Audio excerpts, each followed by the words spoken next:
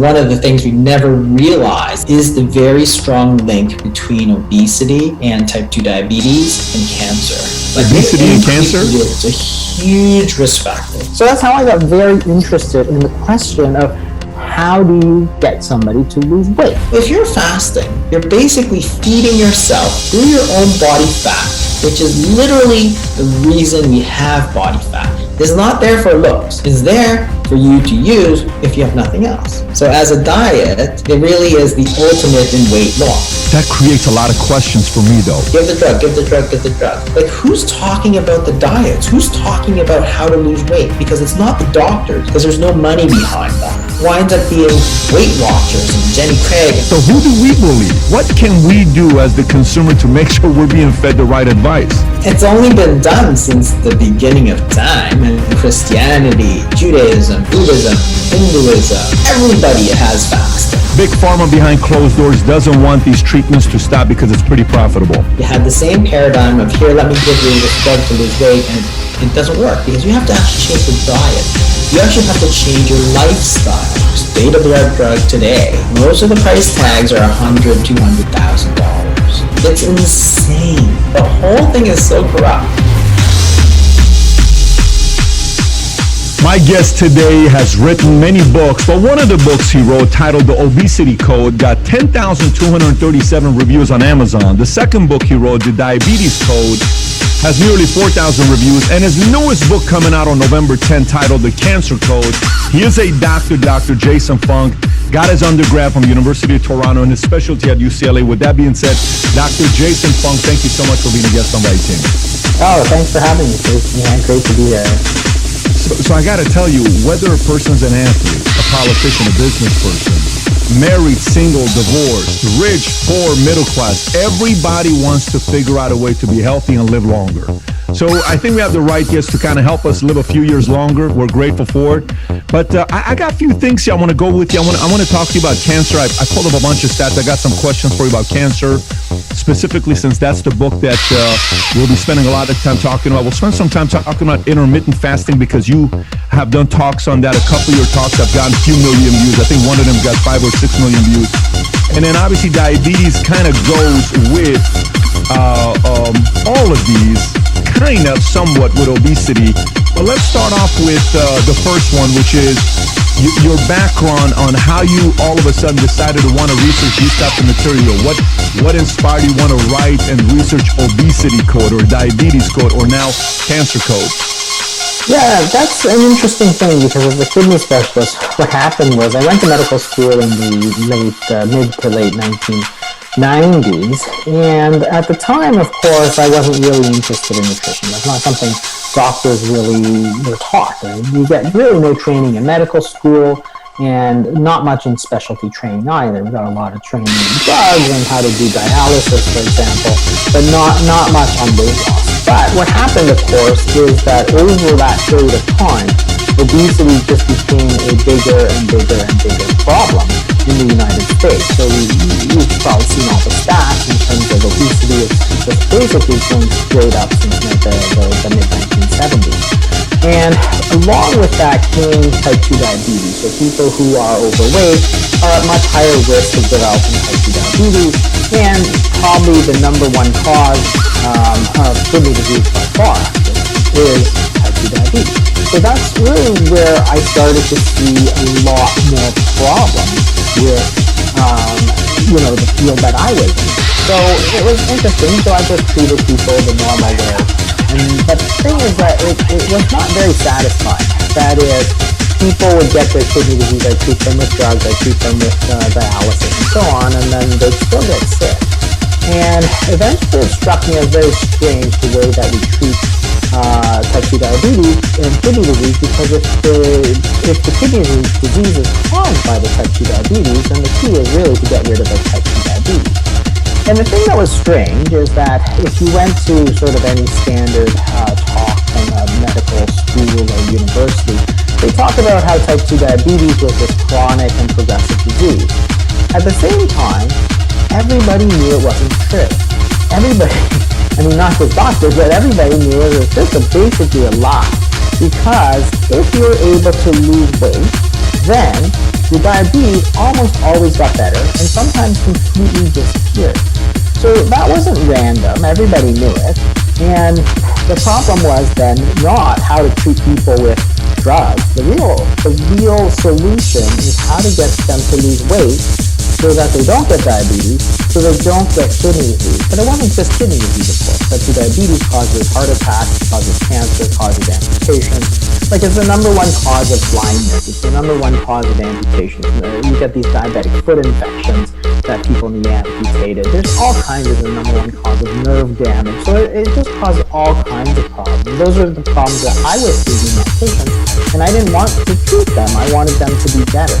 But the only way to do that was to get them to reverse their type 2 diabetes, which is possible because we know that. And then, therefore, they must lose weight. So that's how I got very interested in the question of how do you get somebody to lose weight? And that's when I started to look back at the medical literature. Because my advantage is that I could go back, I could look through all the literature. And of course, the standard advice for weight loss was, and every doctor, every dietitian would get this advice. They tell people, okay, well, just eat 500 calories less per day, and you're going to lose about a pound of fat per week. Okay, so this is the standard advice that we gave for the last sort of 35 years. And it didn't work for anybody. Okay? And that just wasn't my opinion, right? People were gaining weight. People were getting this advice, they were trying to do it, and then they were not succeeding.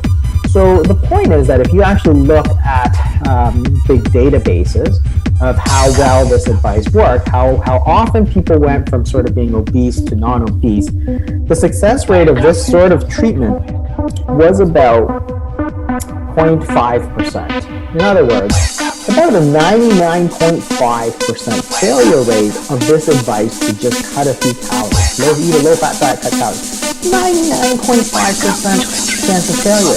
But what sort of idiot would give that advice that almost never worked? Yeah. And the problem, of course, was that it wasn't just medical. Every layperson, everybody in the country had practically done one of these diets, and it almost always failed. So then that's why I started looking back at it and saying, well, what's going on here? Like, this is the stuff that I was taught, I was brought up on, and it wasn't true. And it wasn't true for me either, because I've done these diets, and it didn't work, and it didn't work for anybody. So that's what the obesity code was. Really going back and looking at this calories in, calories out story that we had been fed, and trying to look at it from a very scientific standpoint. And of course, the whole thing is just garbage. Because the whole premise of this sort of a calories is a calories idea is that, you know, if you eat 100 calories of cookies and 100 calories of, say, an egg, well, they're going to be equally fattening, okay? But that's garbage. It's not even true in any sense.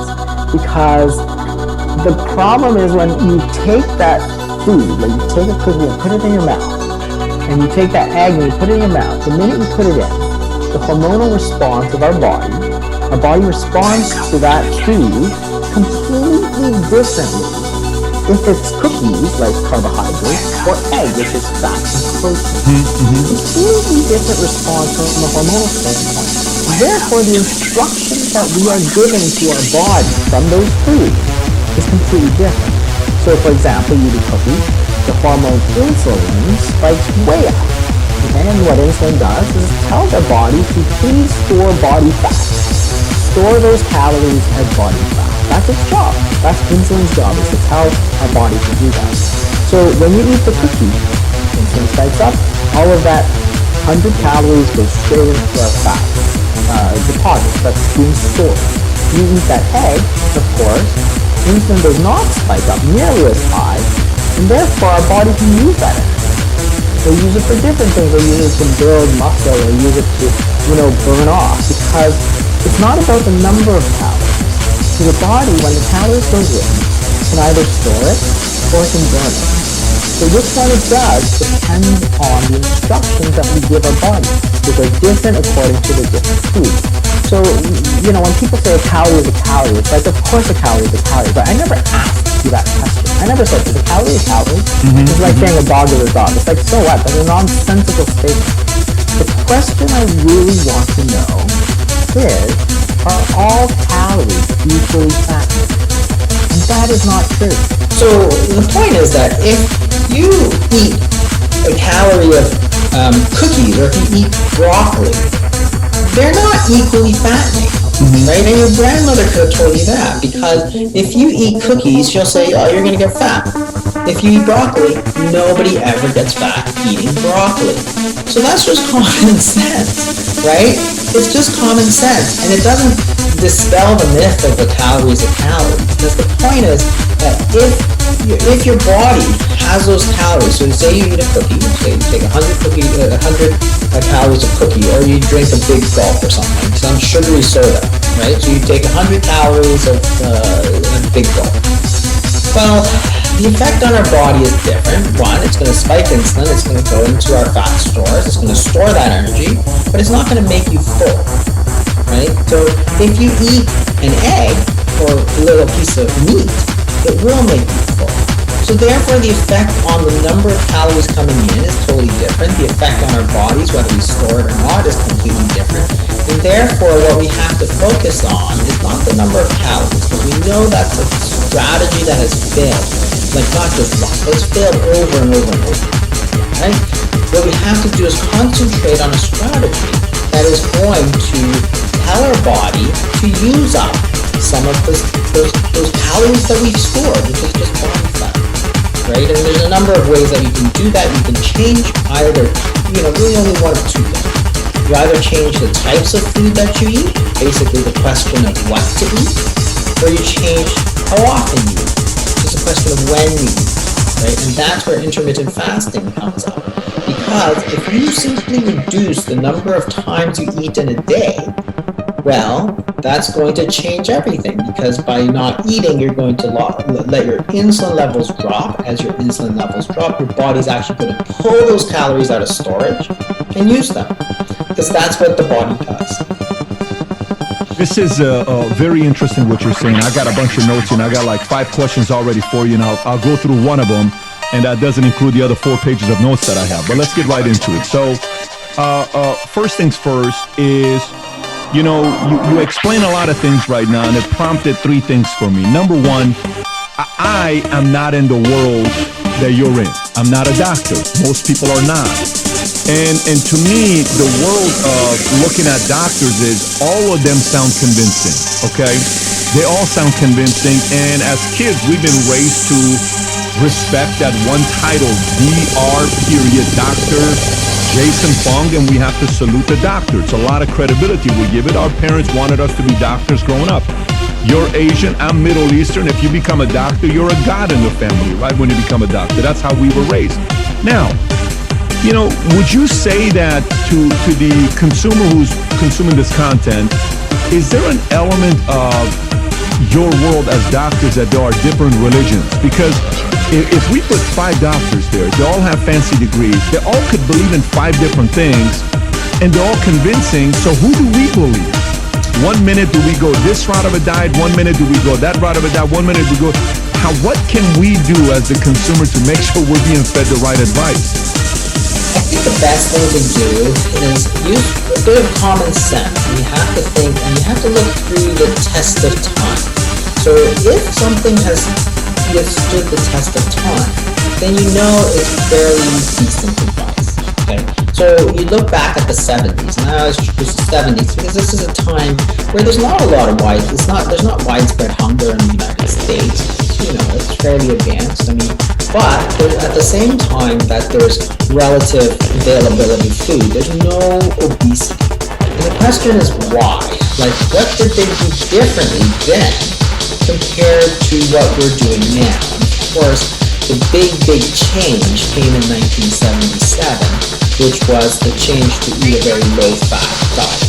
Right? So in 1977, the dietary guidelines for Americans came out, and all of a sudden, all of us were told that we should eat less fat, which was the equivalent of telling people to eat more refined carbohydrates. So if you look back at the first food pyramid, at the bottom of the pyramid, there's bread and there's rice and there's potatoes, and it's like eat 7 or 8 servings a day sort of thing, right? 7 to 11, I think, servings a day. It's like, when you think eating 7 slices of white bread a day is slimming, Like, it's not very slimming, because now we look back and say, okay, well, eating a bunch of French fries and potato chips and, bread is not very good. And you can say, well, those are all refined foods as well, but that's what was on the picture, right? That's the white bread and so on. So you have to say, okay, well, that was one of the big changes that happened. So if we simply go back to a more traditional way of eating, are we going to be able to sort of regain this sort of effortless maintenance of our weight? And we'd have to say, well, that's probably true. So this sort of whole low-fat thing that came out of the 1970s was the big change. Prior to that, of course, people ate fat, they ate cheese, they ate eggs, and all this sort of stuff.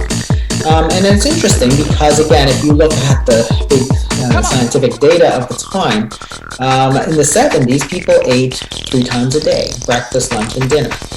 And by the 2004, when you look at the big surveys, most Americans were eating closer to 6 times a day. So breakfast snack, lunch snack, dinner snack. So again, big changes in both what we ate and when we ate. Now, they were related in some sense. That is, people who are eating a lot of refined carbohydrates, if you ate steak and eggs in the morning, you're pretty full until lunchtime. If you ate 2 slices of white bread and jam, you're sort of ravenous by 10:30 and looking for a low-fat muffin. So people started eating much more frequently. So the thing is that what I'm talking about mostly is going back to sort of a 1970s style diet, which of course people have been eating all the way prior to that, which is not a low-fat diet, which is basically eating natural foods, eating the fat. Like, this whole thing about eating low-fat, cutting out the butter and cutting out the cream and stuff, that didn't exist before the 1970s because people didn't care about that stuff so much. And eating fewer times in a day, cutting out the snacks. And then again, if you wanted to lose weight, then you tried to change either what you ate or when you ate, including the whole idea of fasting, which became a really dirty word sometime, I think, in the 1990s. Is because everybody started eating 6-7 times a day, and then you started to hear the advice from dietitians, you should eat 6 small meals a day. It's like, okay, prior to 1970s, nobody ate 6 meals a day. At no time in history did anybody eat 6 times a day. Right? You think somebody in, the 1500s, some monk who's busy all day praying and working the fields is going to have a snack and, bring out his granola bar. He didn't do that, right? That wasn't something that we did. So if we start introducing these sort of newfangled diets, like the low-fat diet, like eating 6 times a day, well, those haven't withstood the test of time. As opposed to eating 3 meals a day, natural foods, and if you want to sort of push it, well, you can skip a meal. Because remember, in the 1970s, if you were a naughty boy, you got sent to your bed without dinner. You basically fasted for 20 hours, from noon until breakfast the next day. Yeah. And nobody died. Nobody had any problems, right? It was fun. Yes, you're a little hungry, and hopefully you learned your lesson. But that was it. That was it. So if you wanted to lose weight, you could simply change one of these levers and say, you know what, I can fast, because if I don't eat, what's going to happen? Well, my body is going to be forced to use the calories that have been stored, which is body fat. That's perfect. So then you say, okay, well, fasting, that's interesting. Is it a newfangled idea? No. It's only been done since the beginning of time. I mean, you look at the Bible, you look at the, Christianity, Judaism, Buddhism, Hinduism, No question, yeah. Everybody has fasting, right? The Greek Orthodox Church, Mormonism, everybody fasts. So it's not something that people can't do. It's been proven over and over and over that they can do it. And what's interesting is that up to that point, it's considered, up to the 80s and 90s, it's considered a very healthy practice. Even when there's no obesity, people are like, yeah, it's a great thing. It cleanses out your body. You feel great, right? It's not super fun, but it's there for you, right? In Ramadan, you have a month of fasting. So, and then after the 1990s, it just falls off. Like, everybody thinks it's like the worst thing you can possibly do to your body, even if you're 400 pounds. I'm like, what do you think body fat is there for? It's there for you to use as a source of energy if you have nothing to eat.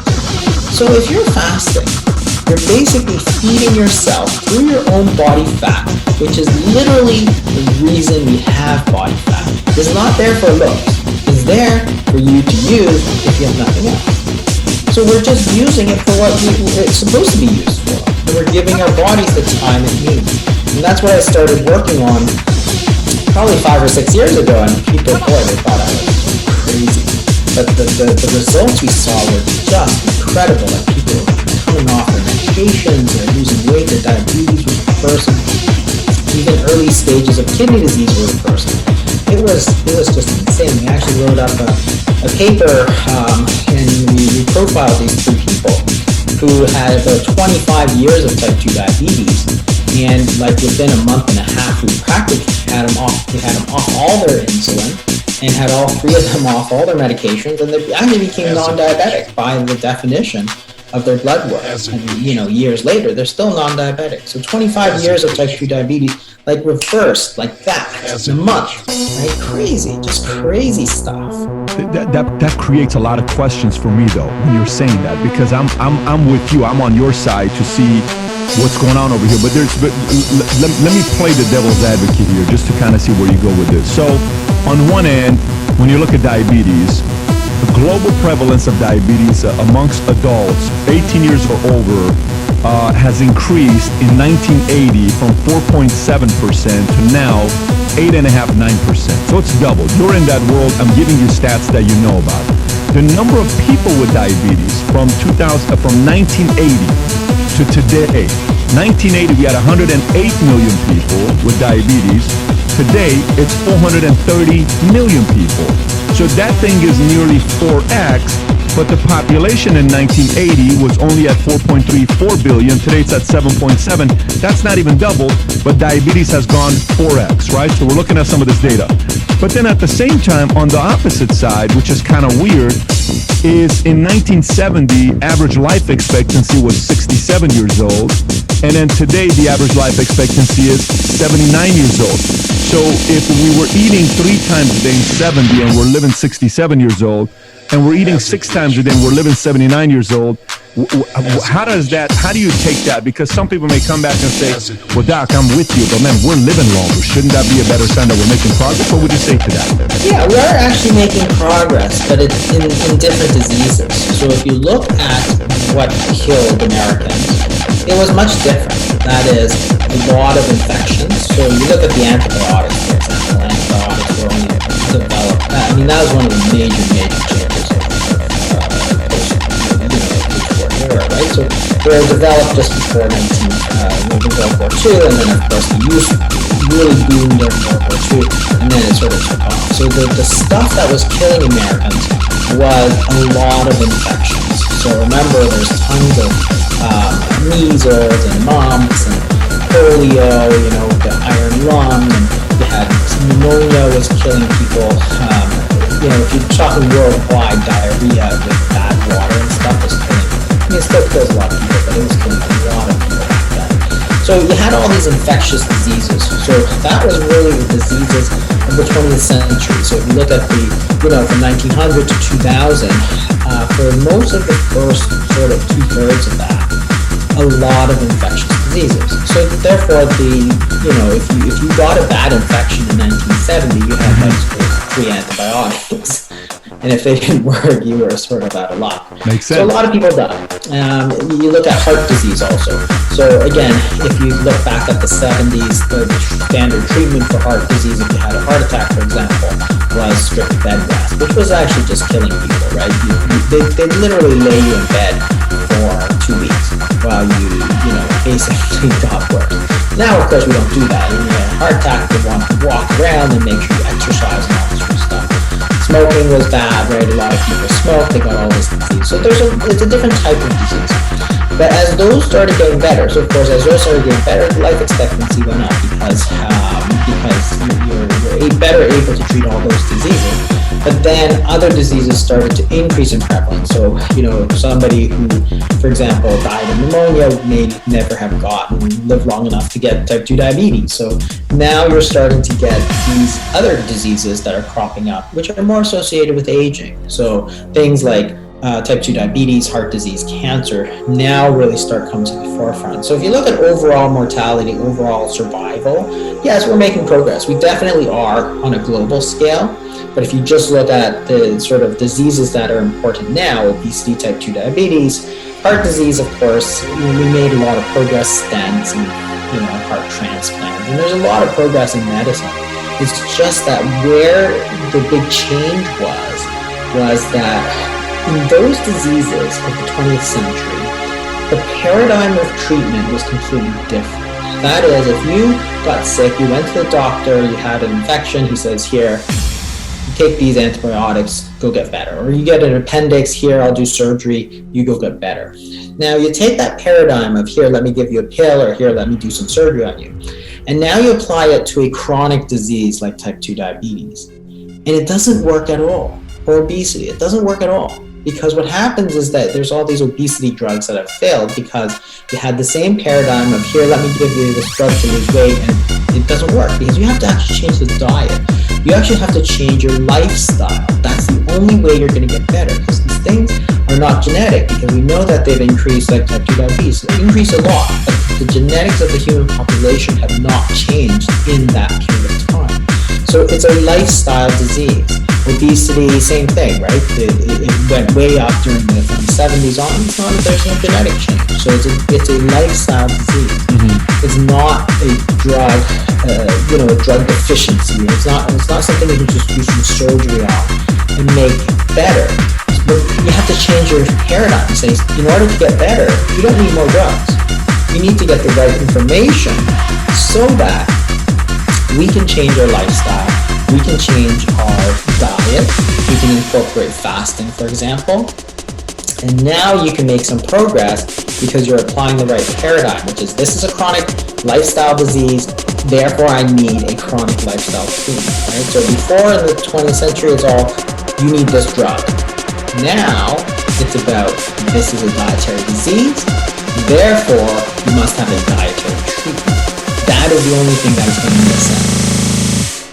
Got it. That makes sense. And, in a way, as somebody who runs business, you look at all your processes that you run and the standard operation procedure, and you're looking at everything saying, what can we do to make this thing more efficient? How can we make this thing faster? Can we get this process done in half the time, or even save a minute or 2 or 3 minutes? This is almost a way of getting people to be living longer. So we went from 67 to 79, and we may have improved in certain areas, but that doesn't mean we're improving in other areas. So what that makes me question is the following, is on one end, as you're going through it and you're talking about it, and you said my way of doing treatment was what I was told to do, and then I realized I don't know if this is the solution on treating them. It sounded like at one phase you were almost frustrated, which influenced you to want to do a little more research. When I get a friend and I'll say, God, I'm going through really challenging times, I'm depressed, all this stuff, I'll say, so have you sat down and talked to somebody? No. Go see a therapist, or go see a psychiatrist or somebody. Okay, go recommend to somebody. And they go to them, and it's as if psychologists nowadays, their number one thing they do is what? Here's Zoloft, here's Prozac, here's this, take this, right?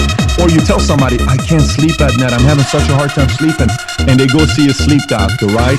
And, say, hey, you need to take Lorazepam, you need to take this pill to help you go to sleep at night. It's immediate medication. Question for you becomes the following. Is the way doctors are treating patients in all different worlds, is it the way it is today because of lack of advancement? Is it the way it is today because the method is kind of like, well, this is how we've always done it, this is how you treat them, just do this, so they're not willing to change a lot and entertain new ways? Or is a part of it because there is the big sponsors of universities are possibly bigger pharma, that there's money in this thing as well to make sure that the pills are being sold, because that's a form of money being made. And these things are very profitable. Which one of those things is what makes you think, I mean, this is your world, I'm just curious and I'm being skeptical because that's the way I am. Is it lack of advancement? Is it we just don't want to change, this is how we've been doing it, and take our order and give this treatment because this is what works? Or is it big pharma behind closed doors doesn't want these treatments to stop because it's pretty profitable? Unfortunately, I think the answer is the last one. I think it's their profit. So there's a ton of ways that doctors are influenced to prescribe more medications, even when it's marginally useful. And if you ever speak to a doctor, everything is very familiar. So, you see you have these drug reps which will come in and they'll take you to dinner, right? Fancy dinner. And they're not supposed to, there's actually guidelines on this. But they'll take you to the fanciest place ever, right? And they'll treat you to a nice dinner or whatever. And we get this all the time. So that's one way they influence you. They do these talks, for example. And this is all through medical school. And it happens that, I could go to dinner at a fancy restaurant literally 5 times a week if I wanted to, all for free. Like literally like $200 meals. I could do that free. I just sign up. Like they'll do it no problem. So the thing is that they influence you in very subtle ways. And of course, for the big pharma, these are not by accident. They know what gives them a return on their investment. And they know because they actually track every single prescription that I write. So I will write a prescription and I'll send it to the pharmacy, and they buy information from the pharmacy and do it for everything. So every single prescription that I write, they know.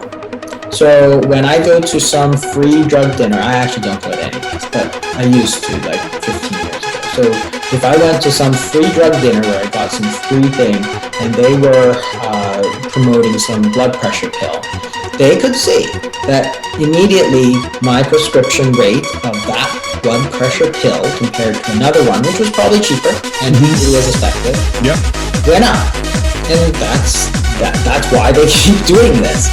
And they keep inviting people out. Then the problem is that level of corruption moves all the way up. So then the next thing they do is you get offered a role as a paid speaker. So what they'll do is they'll give me the opportunity to give a talk for other doctors, and they'll pay me. And again, I don't do this, but I could do this if I wanted to. Pay me $1,500 for a couple hours to enjoy a nice dinner and just talk to some other, non-specialist about a drug. And it wasn't any random talk. They would give you the slide deck. So they're like, this is what you're going to say. And unfortunately, a lot of people do that. It's easy money. It's a free dinner, like $200. It's $1,500. And you get to feel like a big shot because you're talking to other doctors, teaching other doctors. Then you get up to the professors and the people in the university. They're not talking a few $100 here and there. They're raking it in from big pharma. So the big pharma companies are sponsoring them. You get these people to do studies where they get millions of dollars, and they get to do these things where they go to like conferences as part of the study. And it'll be like essentially a free trip to like Vienna. Okay, with dinner, with your plane, with your hotel, and because you're going to give a talk. So now you're not talking about a few $1,000s. They're getting stuff worth tens of thousands of dollars. They're getting sponsorship for their studies, which is tens of thousands, hundreds of thousands of dollars.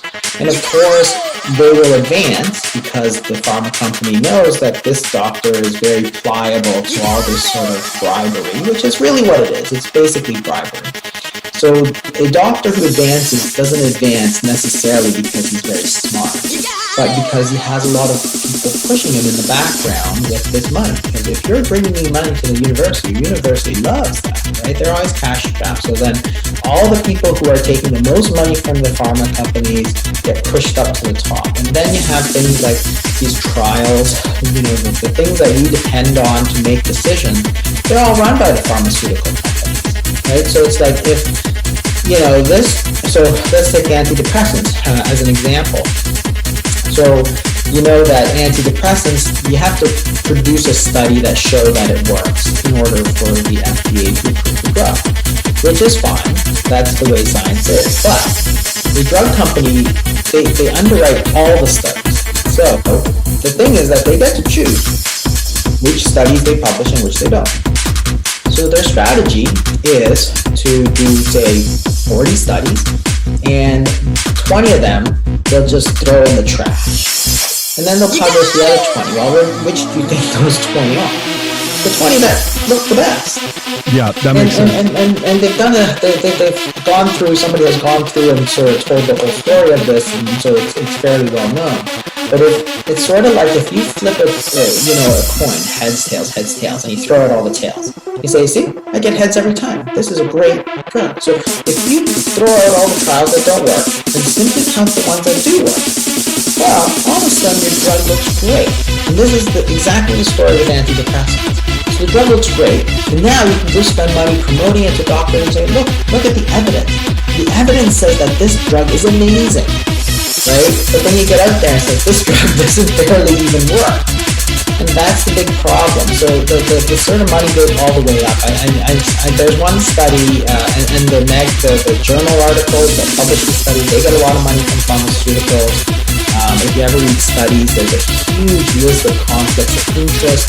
So, for example, in the sugar industry, what they found, for example, is that, they took all the studies on sugar and they divided that into, the people that got money from the sugar industry, and virtually every study that the people who didn't get any money from the sugar industry found that sugar is not good for you.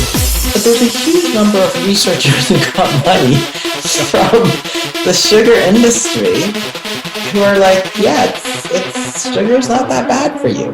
So, it's so corrupt. The whole thing is so corrupt.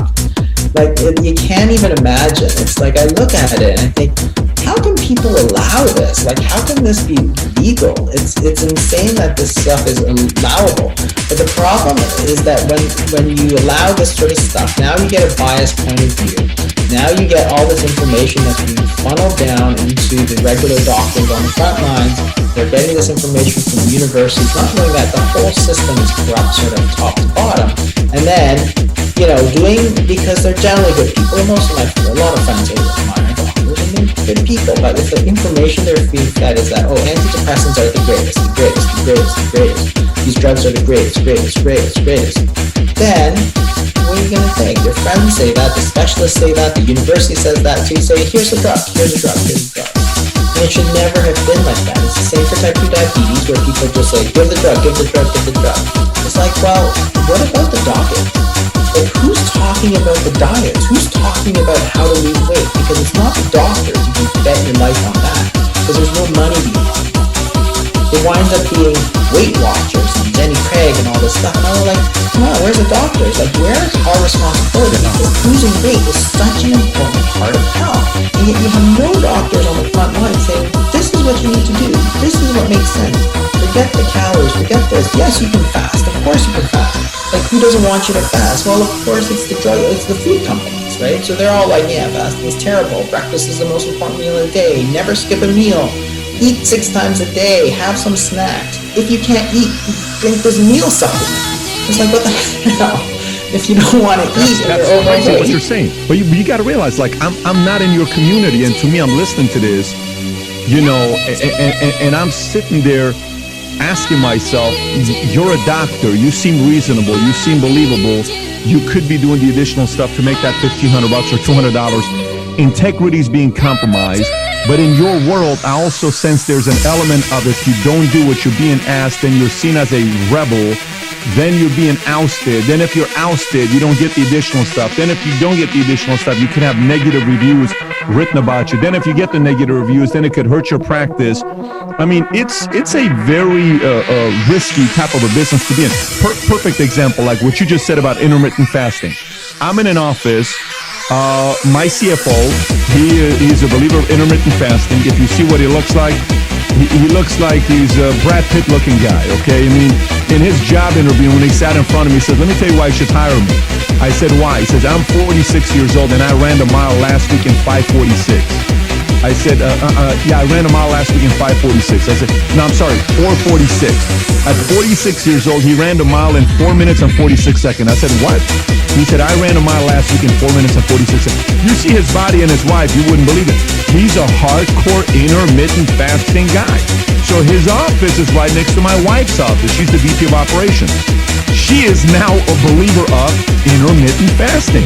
So I have to hear about this 24/7. So on the flip side, if you're saying that some of these guys that are big pharma people don't believe in it, I decide to go and pull up what they have to say about intermittent fasting in a negative way. This is what I pulled up. Tell me what you think about this. So an article I read, it says side effects of intermittent fasting. Number 1, sleep disturbance. A study done in the journal Nature and Science of Sleep points to intermittent fasting causing a decrease in REM sleep. So number 1 is sleep disturbance. Number 2, you're feeling hangry, which is hungry and angry.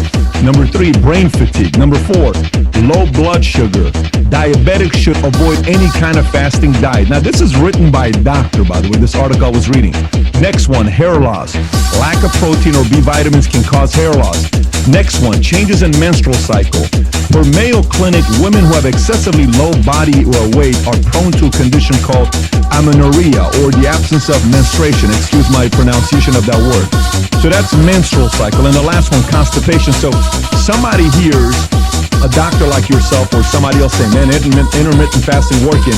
Then you see the article saying sleep disturbance, feeling hungry, brain fatigue, low blood sugar, hair loss, menstrual cycle, constipation. How do you decipher between what's right and what's wrong? And what do you have to say about some of these side effects that's talked about with intermittent fasting?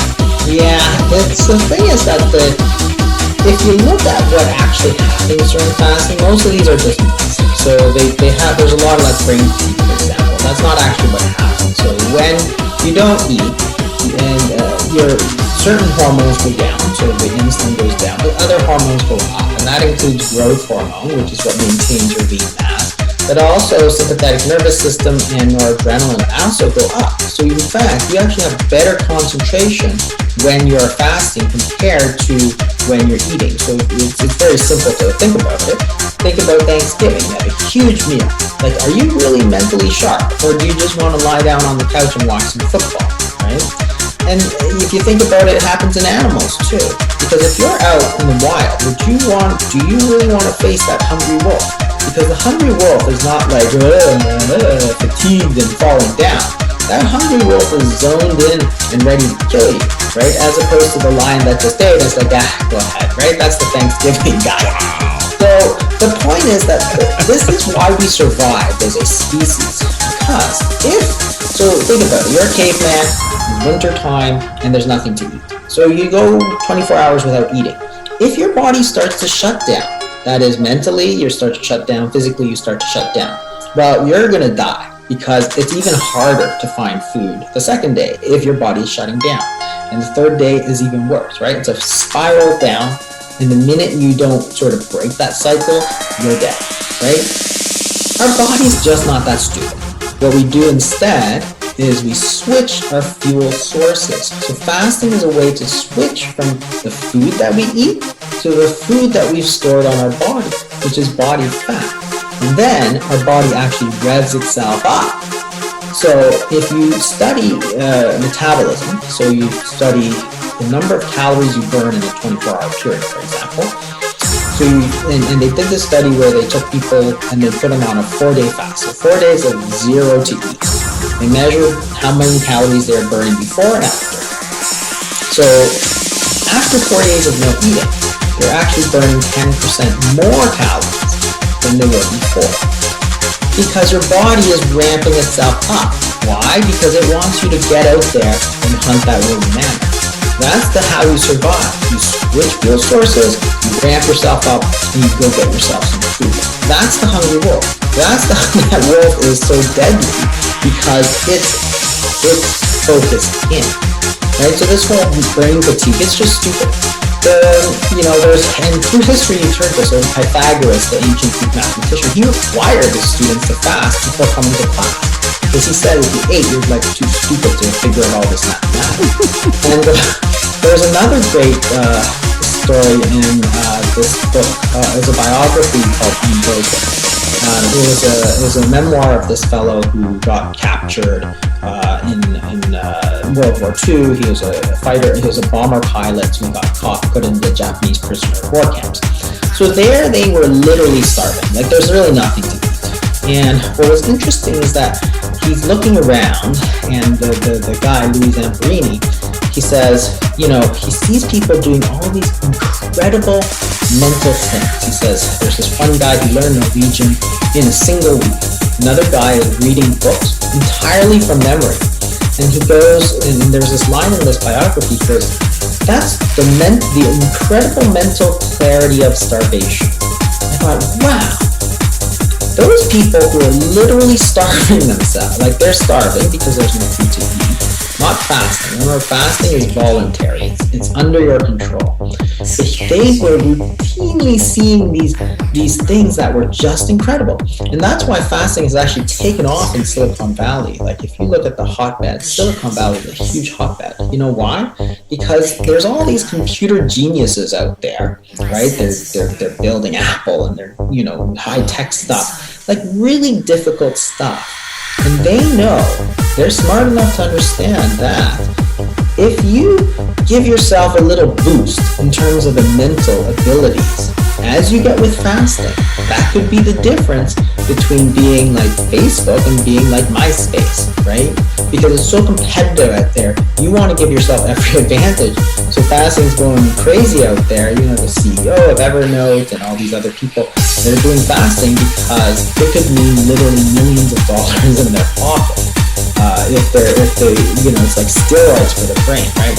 So they're doing it, and while everybody else is, you're going to get brain fatigue. It's like, no, your brain's going to work just fine. Remember, your body has the ability, we've evolved this ability to use that fat that we carry. So another thing is that, you mentioned that people get amenorrhea if your body weight's too low. Well, if your body weight is too low, you shouldn't be fasting anyway. Right? That makes no sense. So it's the same with anorexia. If you have anorexia nervosa, then no, you shouldn't be fasting. It's all about where you apply it, right? So you're not going to use fasting in a 16-year-old girl who weighs 60 pounds. But you are going to use fasting in a 60-year-old man who weighs 350 pounds and has type 2 diabetes, right? So they write about fasting and, look, there's 60-pound girl did fasting and died. It's like, well, of course, she shouldn't have been fasting. So she should have been eating.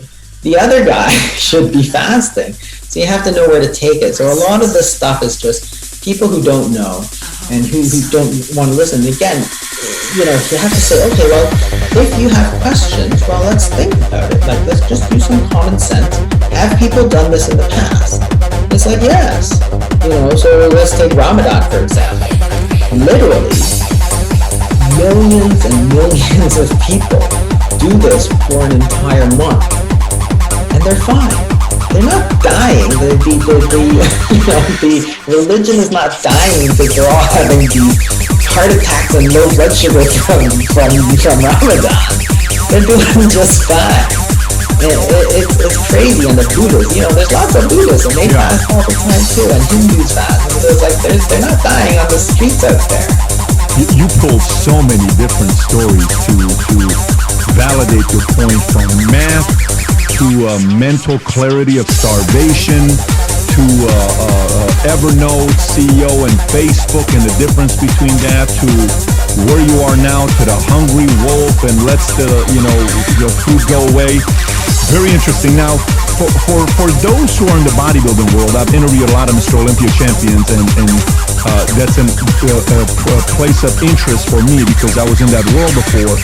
What do you say to folks who, you hear where they say, well, the benefit of eating 6 times a day is your metabolism is like a muscle. It works. The more it works, the better and stronger metabolism gets. The less you eat, if you skip breakfast and you don't eat breakfast, your metabolism actually gets slower. So when you do eat it, you store the fat more than if you would have eaten more often, like 6 times a day. Because, bodybuilders, they're supposed, they eat 6 times a day, a ton of protein, a ton of intake of food they bring in themselves to be able to, keep that weight on.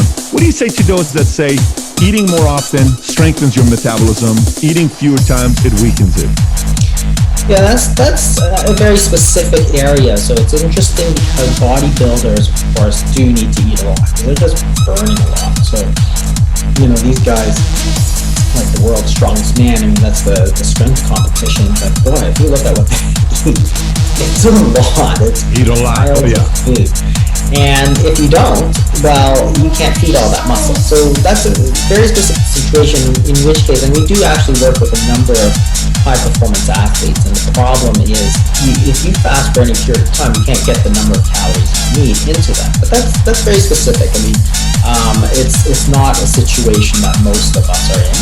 The bodybuilders, it's interesting again because the two of the big proponents of intermittent fasting from the sort of early period, like the early 2000s, were actually bodybuilders. It was actually brought in. This whole idea was really brought back to life by a couple of bodybuilders. Martin Berkin and Brad Pilon, they were sort of led the way because they found that in the cutting phase, when you're trying to really look defined, it was really effective for that. So, and it didn't sacrifice a lot of the muscle. So in terms of the metabolic rate, it's different because you have to look at the situation you're in. So the eating more food doesn't make your metabolic rate go up. So remember, the metabolic rate is exercise, which is the voluntary part, but most of it is just the involuntary part, which is how much energy your brain, your lungs, your kidneys, they all need energy to work, and they can go up or down by about 30%, but it's not eating more that necessarily makes it go up, or eating less. It doesn't do that. Fasting is a different way, because if you simply cut a few calories a day, you will slow down your metabolic rate. And this is the big problem when you have the standard advice of eat 500 calories a day less every day, and you'll lose weight. You'll lose weight at first, but your metabolic rate will go down. So what happens is that if you eat 2,000 calories a day and you burn 2,000 calories a day, now you want to lose weight. So you go down to 1,500 calories a day. So you start losing weight, which is great. The problem is that your metabolic rate starts to go down. So now you're eating 1,500, and your body, instead of burning 2,000, now burns 1,500. And the problem is that if you haven't fixed the hormones, that is the insulin, then you can't burn the body fat. So therefore, you can only burn what's coming in, which is the 1,500. So what fasting does, of course, is it switches your metabolism from burning food to burning your body fat. So therefore, you can eat, 0 calories on that day and still burn 2,000 because you're pulling it all from that body fat. So if you think about an analogy, suppose you make $2,000 a day and you spend $2,000 a day, right? Now you only spend, and you have lots of money in the bank. You have $1 million in the bank, right? So if you go from making $2,000 a day to $1,500, so you can't get money from the bank, you can only spend $1,500. Right? That's the situation we're in. If you're eating 2,000 calories, you go down to 1,500, but you can't access those fat stores, then you can only burn 1,500, and that's why your metabolic rate goes down. So the key is, how do you unlock those calories sitting in your body fat, which are like 100, 200,000 calories of body fat. Like that's like the money in your bank. You have to be able to get that. If there's no branch, you can't get the money out, right? This is the same thing. And it's about fixing the hormone, the insulin. So if you allow insulin to fall, like with fasting or low carbohydrate diets, as insulin falls, you now have access to those calories in your body fat.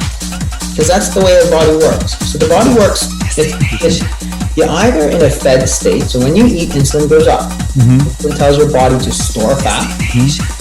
As you don't eat, or when you fast, insulin starts to fall. And your body's going to pull those calories back out of storage, which is body fat, and use them. Okay, so this is what happens every day. So you eat, you store body fat. You don't eat, you burn body fat. And that's why you don't die in your sleep every single night, because during that period you're sleeping, insulin is falling, you're fasting, you're pulling those calories back out. So if you have a situation where your fed state and fasted state are relatively balanced, now you're balancing the time you're putting food in, and you're balancing the time you're getting food out. So you're going to stay in weight. But if you eat all the time, as we've done in the last 15, 20 years, well, what's going to happen? Well, you're going to store energy more time than you're using. So now if you want to change the balance, you simply do more fasting and allow your body to use the body fat. Let's talk about that. If somebody's watching this and, they've heard about it a million times, people are talking about it around them, they've read articles, seen stuff on TV. If somebody wants to test this out for the first time ever, how do you suggest one going about doing intermittent fasting? You have to understand that you have to build up to it generally, because there's a bit of if you've never done it, there's about a 2-week period where you're going to have to get used to it, because you're going to get hungry. First of all, you have to understand that. It gets easier and easier as you do it longer, but the other thing is that your body needs time, because if you've never sort of gone long periods of time, then you're going to get a little bit hungry and angry and all that sort of stuff, right? But it's about 2 weeks and then it goes away. So there's that period of adaptation. So you can sort of ease into it. So you start by cutting out snacks. The other thing, and then you go to a time restricted eating, which is like 16 hours of fasting. So you eat for 8 hours a day. And then you can keep going more. You can go to 20 hours or 24 hours of fasting. So you can sort of ease your way into it, or you can just jump in. The other thing that makes it easier is eating a low carbohydrate diet tends to make it easier to get into the fasting, because eating more of the fat and the protein tends to keep you full for longer, so it's easier to sort of stay full for the period of time that you need to. So, and the other thing is just to get the right information. So that's where I wrote the books, and also on the fastingmethod.com. I have blogs for, I think they go back to like 2013. I had a weekly blog. So there's tons of stuff at that. So the website is thefastingmethod.com. We have a program there also to provide information and a community and all this coaching and all that sort of stuff. But there's a lot of free stuff on there too. You got to get the right information, because you need to know what to expect. So if, for example, one of the very common things is that people get headaches when they start fasting. So if you know that some people get headaches and you know that they'll go away, well, then you can deal with it. Or constipation, for example. Constipation is very common, because there's less going in, there's less going out. So it shouldn't be very uncomfortable, but how are you going to deal with it? You get the flip side too. Some people actually get diarrhea when they start. So again, what do you do about that? So again, the body is actually trying to dump water, and sometimes it's just dumping so much that it gets diarrhea. So understanding that hey, you might get a headache, and then when you get the headache, then you know that, hey, I can expect it, and I can expect it to go away. So therefore, you know how to handle it, as opposed to just jumping in and saying, oh, I got this terrible headache the first time I did it. It is terrible, so I'm never doing this again. It's like, well, you didn't get the right information of what to expect, so you weren't able to sort of successfully go through. Because the point of fasting is that, diets are great, but there's an inherent limit to most diets. So if you eat a Mediterranean diet, that's great.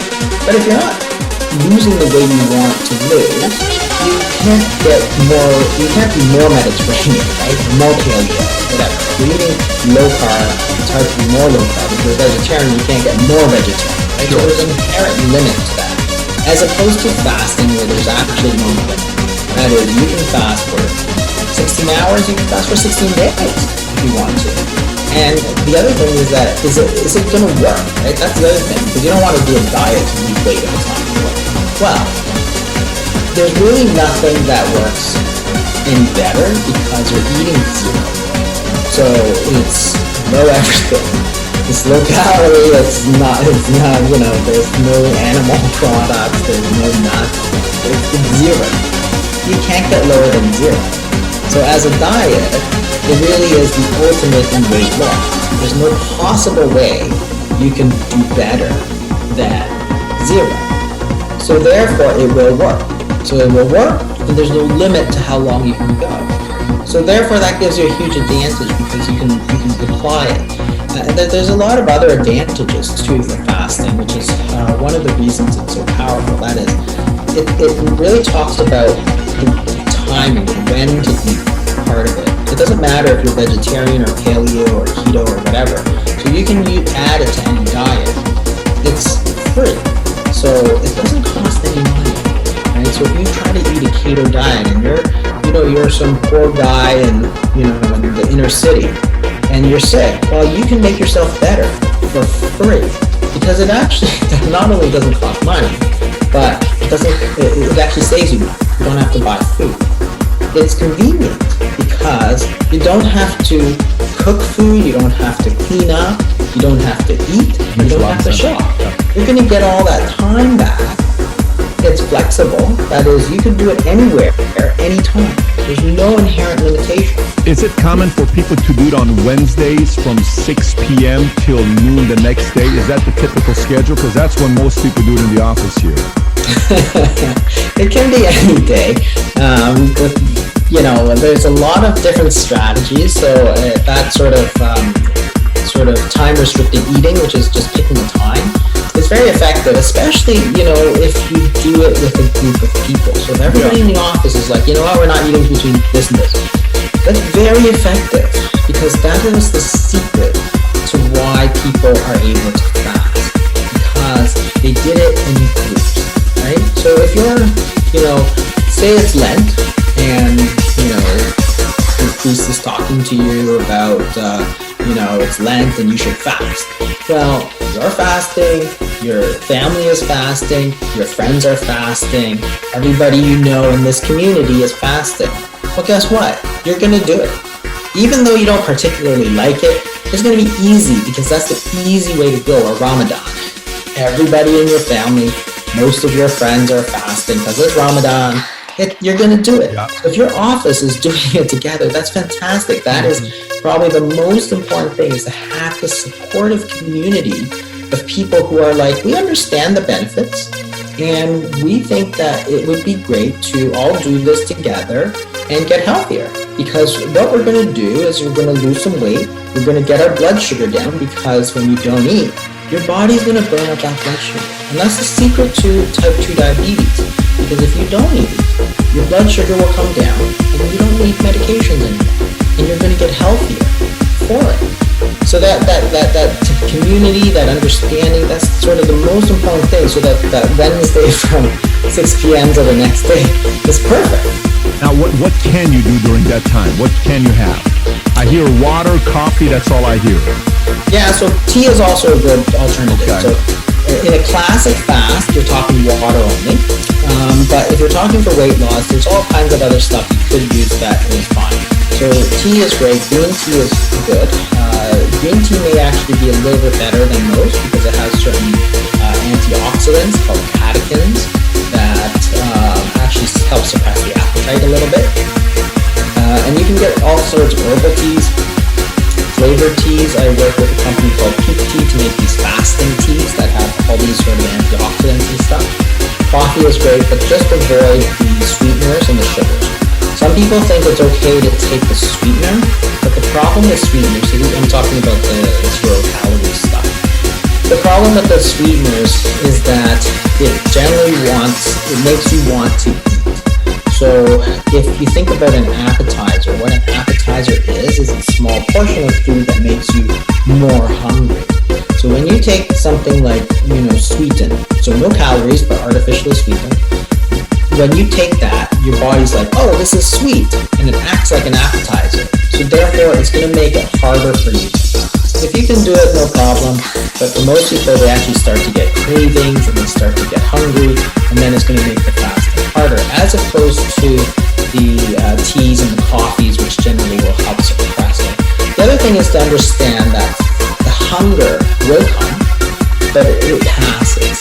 So the studies, in medicine, we study something called ghrelin, which is the hunger hormone. So the higher your ghrelin, the hungrier you feel. So when you study people who do a 24-hour fast, they get these blips of ghrelin, so they get these periods of time where they get hungry.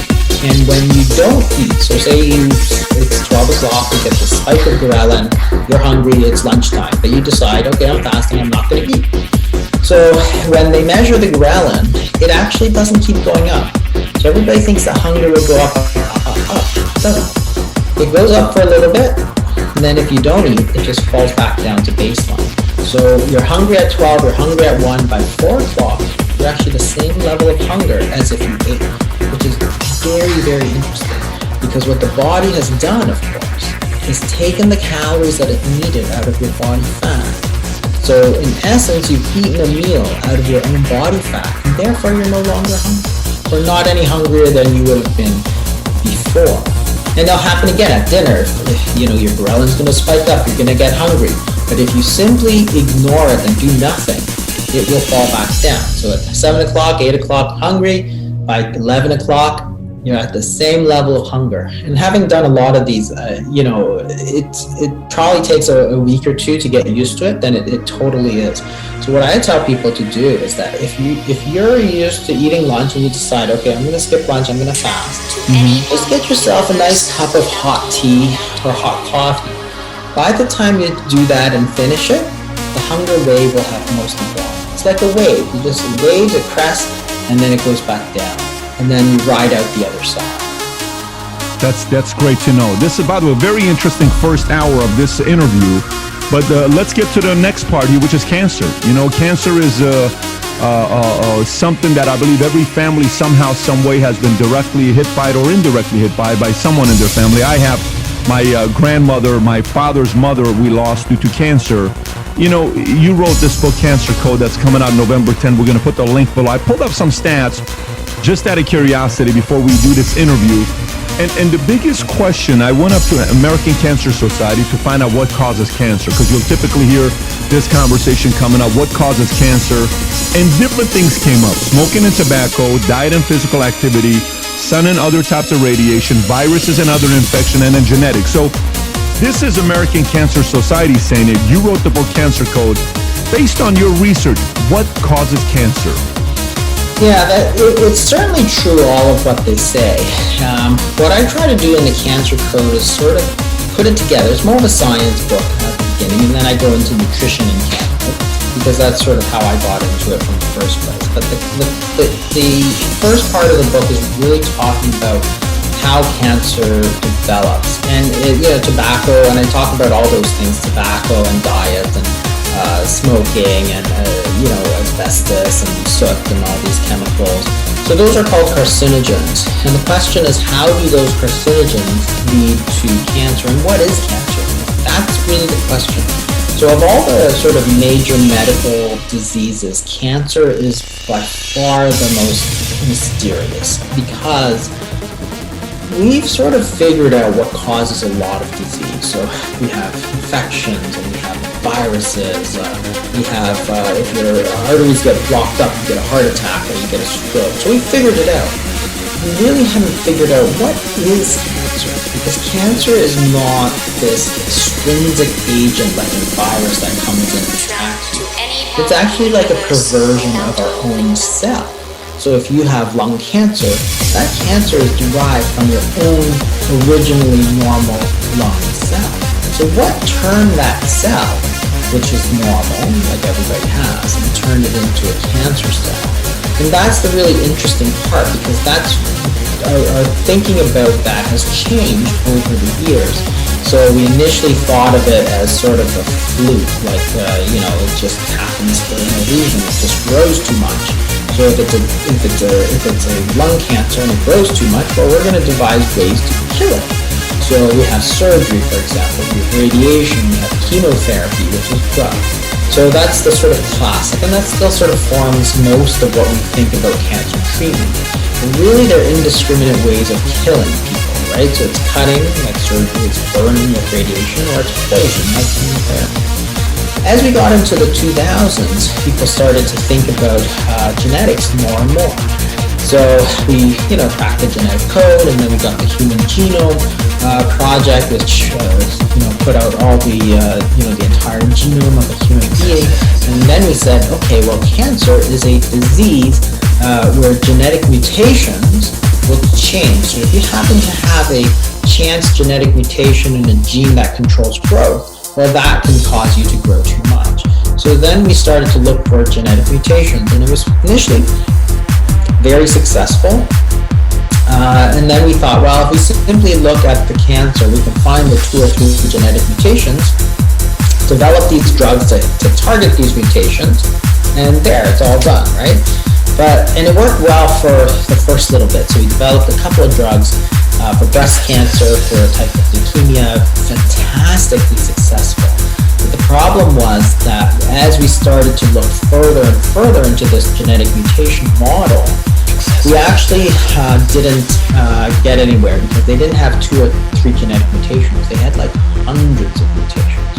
So after the Human Genome Project, they did this Cancer Genome Atlas where they sequenced thousands of cancers to find out what type of mutations there are. And it turns out that if you have one cancer, you might have 100 different genetic mutations, and the person next to you with the exact same cancer would have 100 completely different mutations. So all over the place. It was complete like bedlam. It couldn't make any heads or tails of it. But the important thing from that standpoint is that you can't treat that, because you can't get 100 different drugs for one person and 100 completely different drugs for the next person. It just isn't possible. So that sort of brought that whole genetic paradigm to a grinding halt.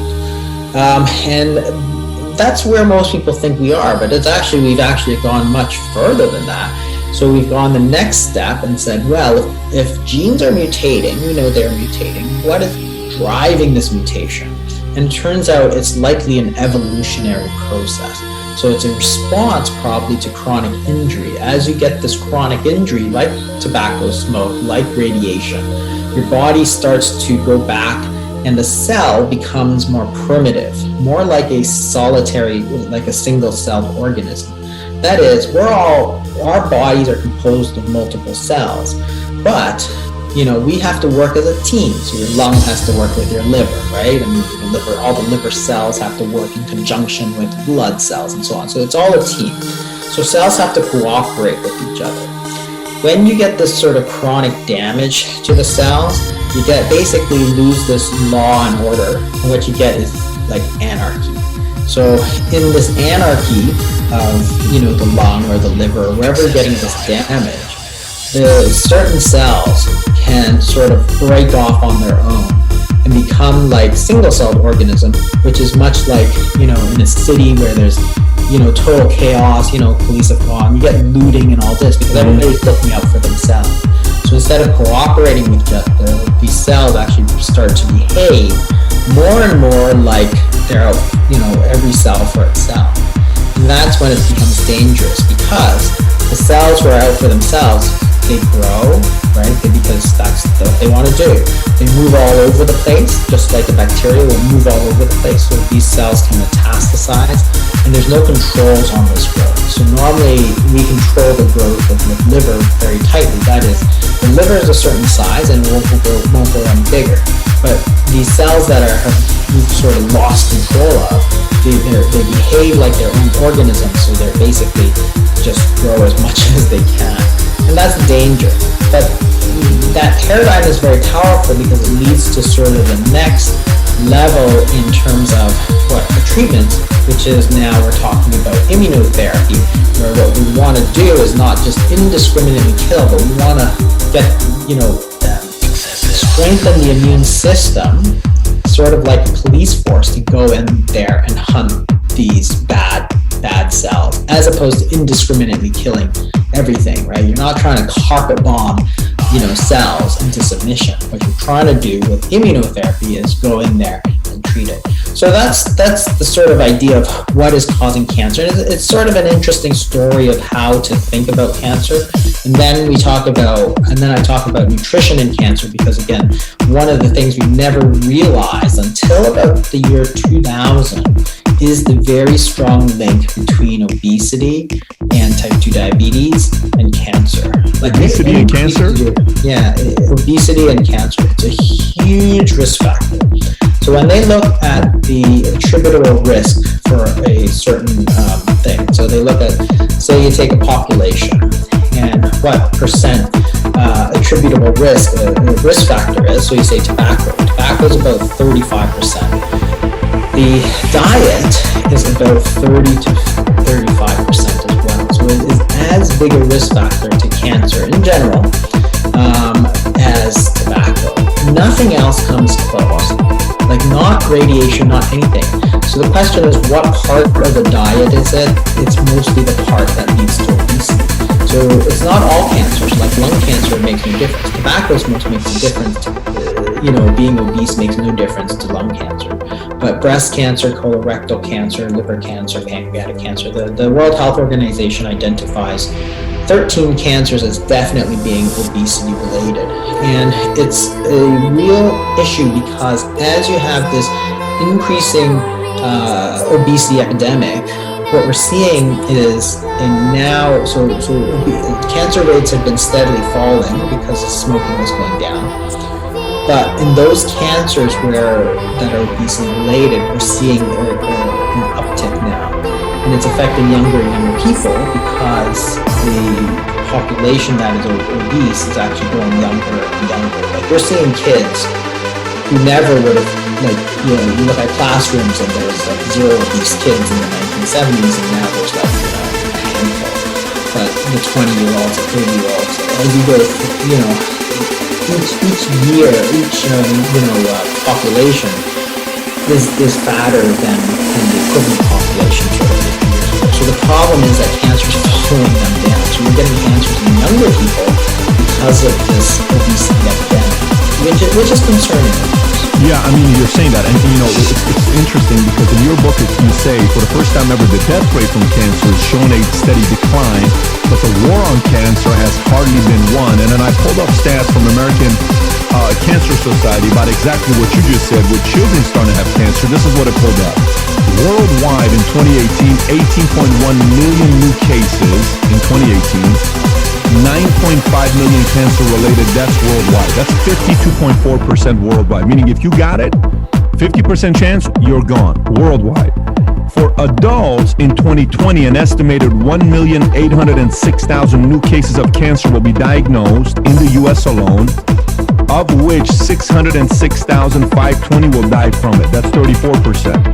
The next stat is kind of interesting to me. In 2020, an estimated 16,850 children and adolescents ages 0 to 19 will be diagnosed with cancer, and 1,730 will die of the disease, which is 10.2%. So worldwide highest percentage, adults 34% US, children and adolescents 0 to 19, 10% death if you get cancer.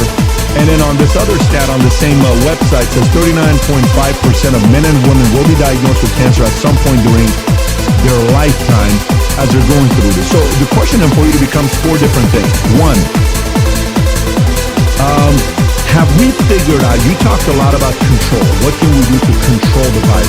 Okay, control the virus. But control to me is not good, bad, ugly. It's just you're controlling it. We have a steady control of the virus. Okay, that's not optimum results. That's just we have control of it. We have a control of the enemy. We have a control of this, sickness. We have a control of this, competitor, whatever. There's some kind of control. But then you have preventative. You have treating, curing, eliminating. So preventative, tobacco, you smoke cigarettes, 35%. Look, if you're not going to stop smoking cigarettes from all these commercials, all these videos, all these documentaries, you still want to smoke cigarettes? That's on you. That's the risk you're taking by smoking cigarettes. But everything else, have we found anything to prevent from having cancer outside of obesity, which is what you're talking about, as well as treat, cure, and eliminate, where man doesn't have to worry about, oh my gosh, there's a 39.5% chance I'm going to get cancer one day.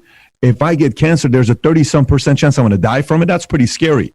Are we making progress on that in both preventative and how to treat and cure? Yeah, we're making good progress actually, because you have to identify the causes in order for you to make progress. So if you identify lung cancer as caused by tobacco smoke, and to a large extent that's true, now you can prevent smoking and prevent cancer. Same with asbestos. So asbestos causes other cancer called mesothelioma. You get rid of asbestos in the home, mesotheliomas all of a sudden become rare. Now, we've done the same thing for certain viruses, so hepatitis viruses, and well as human papillomavirus. So human papillomavirus causes cervical cancer, which used to be it used to be like the number 4 killer. It was like huge. But we identified the virus. Now we have a vaccine for it, and there's actually in many countries there's this universal vaccination of children for human papillomavirus, or for girls in some cases. And now, because we've been doing that vaccination for so long, we actually see the rates of cervical cancer steadily moving down. In fact, they just published a study where they looked at places where they had universal vaccination, and the rate, like in when they're children, like before sexual activity, and what you find is cervical cancer is, like 5% of what it used to be, like just incredible success. So when you can identify the cause of the cancer, you do very, very well. You can do the same thing with H. pylori. So there's a bacteria in the stomach called H. pylori. It was very prevalent in the Orient, and now that you have better sanitation and stuff, that stomach cancer is actually getting better and better. So in the United States, it wasn't such a big deal but in Japan and Hong Kong and places like that, where there's a lot of overcrowding and bad water and stuff, people got a lot of this H. pylori. So if you identify the cause, you do very well. The problem is you can't identify every cause. We don't know what causes breast cancer, for example. We don't know what causes colorectal cancer. But the big advance there is in terms of prevention. That is, if you understand that being overweight is going to increase your risk of breast cancer and colorectal cancer a lot, and that's what's driving these young people to get breast cancer and colorectal cancer, then you can do something about it and try and get them to lose weight. You can also look at certain genes, like the BRCA gene, and try and screen for that. And then in terms of colorectal cancer, you have screening for colonoscopies and that kind of thing, where you take out these lesions before they become cancer. So they're making good progress on all that. In terms of treatment, the treatment has been a lot slower to get to the front lines, but this entire area of immunotherapy is just very, very promising in terms of a different type of treatment, as opposed to the old treatments of sort of cutting, slashing, and burning, and beyond the sort of just the genetic paradigm of cancer. Now we have this sort of immune side of cancer that we can start developing new drugs to treat. And in certain instances, they've really done a great job in terms of improving the survival of certain people with melanoma, for example, and certain types of other cancer have really benefited. We're sort of in the early stages of that development, but I'm hoping that that's a whole new angle, and that's always very promising to get these whole new angles. The best is to prevent it, of course, and that's where understanding of the role of nutrition, the role of obesity, the role of type 2 diabetes in it will hopefully prevent it. Because if you can prevent it comes down to the same thing. If you can prevent the obesity, you're going to lower your risk of breast cancer, colorectal cancer. Then you never have to worry about treatment. Yeah, I mean, obesity in America, 2016 got 650 million people in America that are obese. It's a ridiculous number today, like more than ever before. But to wrap up here with this, I'm going back to one of the things you and I talked about at the beginning with the instance of Big Pharma. The national expenditure for cancer care in 2018 was $151 billion. That's a big number. That's not a small number. That's a very, very big number. So then the question becomes the following. Is it a good thing for the folks in business for us to truly cure cancer? Or is cancer a very big business that creates a lot of jobs that maybe we do have the cure, but we don't want to cure? Or am I, going a little too deep into the, because you kind of know where I'm going with this. I'm just asking you a question. $151 billion year industry, that's a lot of jobs right there. If we were to divide that between how many people at $100,000 your salary can we get at $150 billion, I'll do the math for you right now just to kind of figure this number out. If we got $150 billion, 100,000, That's 1.5 million jobs at $100,000. If we were to cure cancer, we lose $100,000 year jobs. Is it 150,000 or is it 1.5 million? It's a lot of jobs. 1.5 million $100,000 jobs. So do we really? Are there people that really are kind of like, well, we kind of can do something to get rid of it, but should we really? I don't know. Let's kind of keep it around a little bit. What are your thoughts on that? I think people are trying to get rid of it. First, they'll never get rid of it because it's actually a part of ourselves. That is, it's impossible to eradicate cancer risk completely because it's the part of the way that we do life, right? These cancers are actually, they're perversions of our own cells. So we can't actually get rid of it. It's impossible. And I think that, yeah, it's impossible to completely get rid of it. You can lower your risk in many different ways, but you can't ever get rid of it completely. Now, I think that there's so much cancer that nobody's thinking that we shouldn't try to get rid of it. But what they've done instead, which is rather despicable, I think, but what they've done instead is that they've raised the prices of these drugs so incredibly high that a single course will be like, these new drugs. So I'll tell you, the old drugs would have cost you like, if you had to buy it and didn't have insurance, they're a couple $1,000 perhaps, right? So when Gleevec, which was one of the big breakthroughs of the genetic era, it was probably like $2,000, $3,000 for a year for one patient. Now, you're talking about $200,000, $300,000. That's the price of a course of these medications. Wait. Let me stop you there. So you said it used to be $2,000 per year per patient. Now it's $200,000 per year. Now these are different drugs, but to give you a sense, so in 2000, that was sort of the best cancer drug you had, and maybe about $2,000, $3,000. That was a lot back then. So a normal, blood pressure drugs would be like $80, right? So 200, 300, 400 is expensive. 2000 was like, wow, that's really expensive, but the drug was great. So if you were to get a sort of state-of-the-art drug, not that drug, but a different state-of-the-art drug today, most of the price tags are $100,000, $200,000. It's insane. It's insane. So what they've done, of course, is instead of saying, okay, let's get rid of cancer, they're like, well, each cancer case, instead of bringing in $2,000, we'll bring in $200,000, right? 100 times the cost. Now, as I've said, those are two different drugs. One is like a biologic and stuff, and it's newer, but at the same time, that is sort of state-of-the-art drug at that time. So it's really a huge hot button issue because people are saying, like, even if you can develop these drugs, nobody can afford them. So in the end, it's the same. Like, you're not doing anybody any good because you're pricing them so high. And the problem is that the price of the drug has nothing to do with how much it costs to make. So, for example, there's a drug that they make in India, it's a tablet. This is, here they'll charge like, $800, and in Brazil they'll sell it for like 7 cents or something like that. Is the price of the drug has nothing to do with how much it costs to make, only how much you're willing to pay. That's about it. That's the only thing constraining the price. When you said $100,000 to $200,000, how much does that actually cost them to make the treatment? Yeah, it's very little. It's all the research that goes into it.